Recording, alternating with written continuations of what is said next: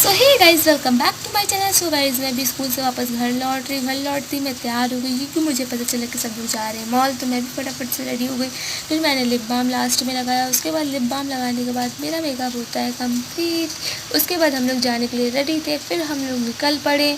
बाहर का व्यू तो बहुत ही अच्छा था और बादल लगा हुआ था और हल्की हल्की ठंडी ठंडी हवाएं भी चल रही थी। इस वजह से जाने में मज़ा आ रहा था। और बाहर से मॉल बन रहा था, आधा और आधा कंप्लीट हो चुका था।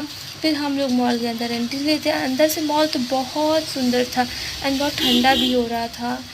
उसके बाद हम लोग एक्सलेटर पर चल जाते हैं। उसके बाद हम लोग टहलते फिरते घूमते टहलते टहलते पहुंच जाते हैं क्लॉथ्स के शॉप पर। वहाँ पे देखा कोई अच्छे कपड़े तो मुझे दिखे नहीं, इसलिए हम लोग वहाँ से निकलने के लिए तैयार हो जाते हैं। फिर हम लोग वहाँ से निकल पड़ते हैं। फिर सबसे ऊपर हाईएस्ट पर जाने के लिए हम लोग रेडी होते हैं।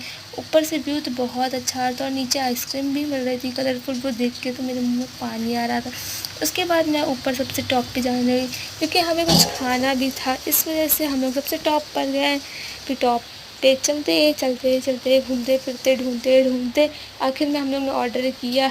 ऑर्डर जब तक हम लोग का तैयार हो रहा था तब लोग हम लोग ऐसी बातें कर रहे थे और ज़्यादा ऊपर कोई फूड पार्ट में कोई ज़्यादा लोग थे नहीं।